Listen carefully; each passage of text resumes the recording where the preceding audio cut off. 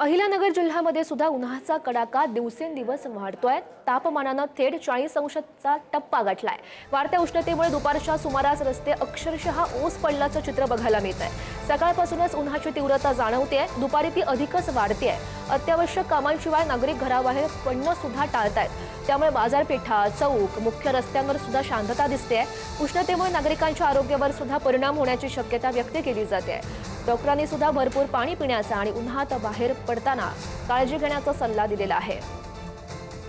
April महिना सुरू झाल्यापासून अहिल्यानगर जिल्ह्यामध्ये उन्हाचा तडाखा हा वाढलेला आहे। आपण जर बघितलं तर अहिल्यानगरमध्ये उन्हाच्या तापमानानं 40 ओलांडलेली आहे। जर बघितलं तर या ठिकाणी दिवसेंदिवस उन्हाचं तापमान वाढत असल्यामुळे शहरातील रस्ते देखील ओस पडलेले आहे। हा जो परिसर आहे तो भिंगार शहरात या उपनगराचा परिसर आहे आणि या ठिकाणी आपण जर बघितलं तर या रस्त्यावरती शेकडोंची वर्दळ नेहमी असते। मात्र 11 नंतर तापमानाची जी नोंद कमालीची वाढत असल्यामुळे नागरिकांच्या वर्दळ देखील कमी झालेली आहे आणि अशा पद्धतीने रस्ते जे आहेत तर ते ओस पडत आहे। शहरामध्ये बाजारपेठा देखील सकाळी 11 ते दुपारी 4 वाजेपर्यंत एकदम शुकशुकाट बाजारपेठामध्ये आपल्याला पाहायला मिळत आहे।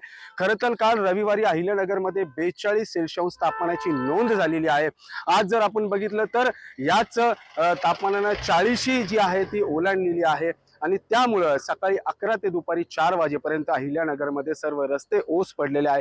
खरं तर नागरिकांनी काळजी घेण्याचं आवाहन प्रशासनाकडून वारंवार करण्यात येत आहे। त्याचप्रमाणे 11 नंतर जर घराबाहेर पडले तर डोक्यावर टोपी, हेल्मेट, रुमाल, स्कार्फ वापरण्याचं प्रशासनाकडून खबरदारी घेण्याचं आवाहन करण्यात येत आहे।